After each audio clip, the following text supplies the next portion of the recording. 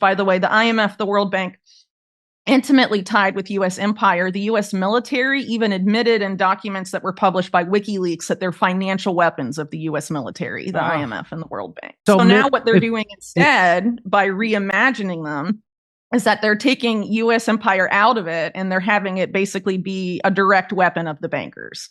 So instead of the bankers like buying up U.S. politicians and influencing U.S. empire and getting what they want that way, they're reimagining it to basically create this new economic system that we've seen bits of over the past few years. The idea of programmable, surveillable money, and also this idea of a voluntary carbon market. The goal of which is to have it be voluntary in name only, not unlike digital ID and all of that stuff. In an interview on the Jimmy Dore podcast, columnist and researcher Whitney Webb gave her take on what the elites have in store for the common plebs. Whitney explained that elites plan to cleverly take over all of the assets while issuing carbon credits, all in the name of altruism and saving the planet. And she believes this is just the start. The concern with the carbon credits, according to Whitney, is that a landowner will own the land, yes, but they will not be able to own the carbon, air, and other resources tied to the land. In essence, your land will be useless because you won't have the right to use the natural resources on it. Whitney revealed that this was the same exact strategy used in the 1980s with the junk bond scam. And according to Whitney, the same bad actors are running the same scheme again. Later in the interview, Whitney went on to give her take on what's coming in the long run. In the long run, Whitney doesn't see any freedoms. CBDCs will be a way of life, and everything will be tracked more so than it is today. Let's listen to what Whitney has to say. If you want to know more about this, you can look at the Glasgow Financial Alliance for Net Zero that was created by Mark Carney and Mike Bloomberg, which somehow the UN decided were the best people for the job of saving the planet. They're in charge of climate finance for the United Nations. The stop and frisk New York mayor billionaire from Salomon Brothers, Mike Bloomberg, and the former head of the Bank of England and Bank of Canada and former Goldman Sachs guy, Mark Carney. That's who's saving the planet for the UN. They're the ones reimagining this, the whole multilateral development banking system. And part of this involves this carbon market play where the World Bank, along with Google and some other actors, are developing climate wallets. They're designing it. It's designed to run on, I believe, the Chia network, which is the guy that invented BitTorrent, his new project. And they claim to be sort of like a net zero blockchain, I guess. And basically the idea of it is for people to participate in the carbon market to come. And the idea of people being able to sort of like monetize nature. And there's a whole lot of stuff going on with carbon credits and carbon markets right now. And it's a very murky legal area.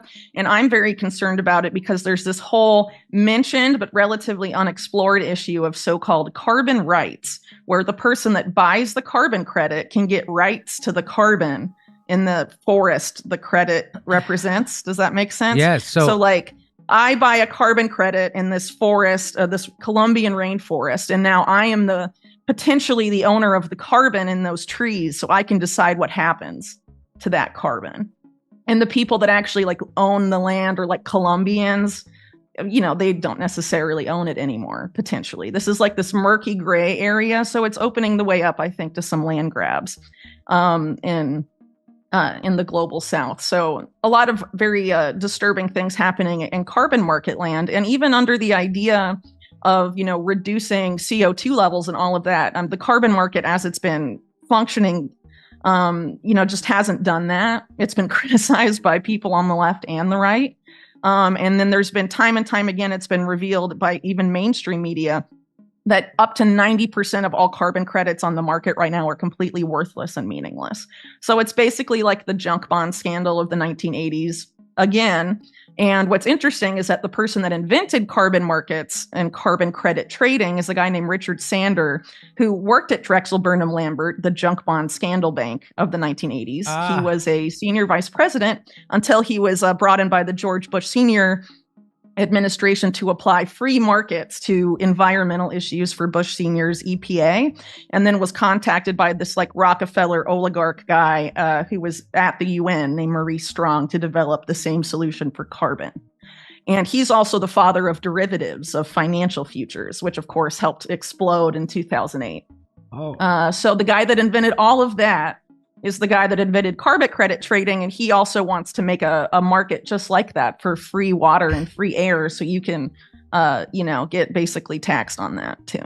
I think a lot of this we're going to be seeing going forward, this push to have economically destabilized countries in Latin America turn towards dollar-denominated stable coins. Like that's happening in Argentina, for example, because of like the issues with the peso there and how it's been devalued so much, even under Milei. People are flocking to dollars essentially, but like stable coins, either like Tether, USDT, or Circles, USDC. And this whole crypto ecosystem in Argentina is pretty much, largely managed by this one particular network that's intimately tied to the satellite company I was talking about. They're all tied up with this group called Endeavor, which Endeavor has an Argentina branch. They have branches really all over the world. They're based in the United States. Their board is chaired by Edgar Bronfman Jr. of the Bronfman family, which, if you're familiar with my books, is intimately tied to organized crime and basically the people behind Justin Trudeau. And another person on their board is Reid Hoffman, who's the co-founder of LinkedIn, who was a member, part of the so-called PayPal mafia. And probably the closest person in Silicon Valley to Jeffrey Epstein. Well, Reid Hoffman is a big funder of Democrat causes and the Democrats, but other members of the quote unquote PayPal mafia are very much supportive of Trump.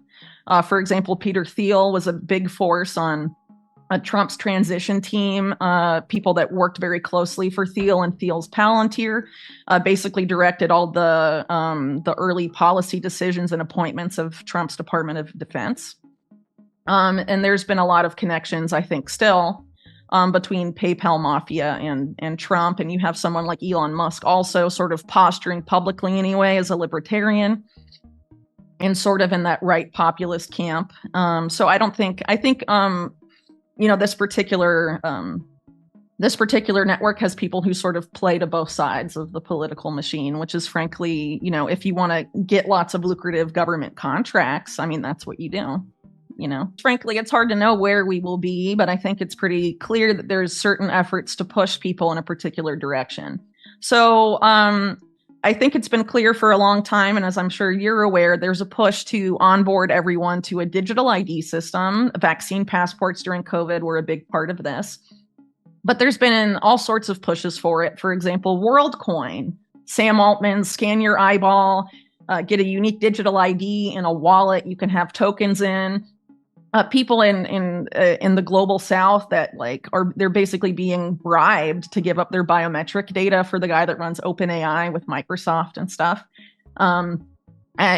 There's these digital ID initiatives are consistently tested on vulnerable stateless people, but the goal is to have it rolled out globally and to have it be interfaced with a digital wallet where the money is programmable and surveillable. So a lot of people have been talking about CBDCs, central bank issued digital currency. But there's also going to be digital currencies just as surveillable and programmable that are issued by the private sector and the Wall Street banks. And that isn't being talked about enough. Right. So one of the stable coins I mentioned earlier that people in Argentina are being rapidly onboarded to because their currency is being destroyed, Tether recently onboarded the FBI and Secret Service to its platform. Jesus. So everyone that uses Tether gets to use their money under the watchful eye of American intelligence, essentially. And those same actors, the FBI and the Secret Service, are part of this public-private partnership housed within the World Economic Forum. It's basically U.S., Israeli, and UK intelligence, plus a lot of big banks and PayPal. Their ambition is to end online anonymity, and with that, also financial anonymity. So we're seeing unprecedented crackdowns on, financial privacy tools, both for cryptocurrency and for regular transactions, and big pushes from all across the internet, really, to have you tie your government issued ID to what you do online, whether it's your social media account or really anything. And so the goal here is to have, create a completely surveillable system based on biometrics and with money that the government or whoever can directly program and surveil. So programming, it means that you can only use the money for what they say you can use it for, and you can only send it to who they say you can send it to. And the goal is to onboard the whole world onto that. And they consistently test this stuff first in a global south. On the global south. So like what this article is about is a big effort to essentially wrap up a significant amount of Latin America by focusing at the subnational level, the local level, onto these kinds of systems under the guise of we must decarbonize now. Yeah. But really if you look at sort of like the fine print, I guess you could say, of this program, the decarbonization funds go toward a specific company that's tied up with this particular group that's trying to build an intercontinental power smart grid from the Americas, and they've been testing their smart grid in poor communities in Latin America, in Los Angeles, actually, in the U.S., and also in Colombia and some other countries, with the idea of having it all tied together and having energy be currency. And the idea is to move away from currency as we know it now, and have all these commodity-backed currencies, and that people trade energy or trade carbon credits.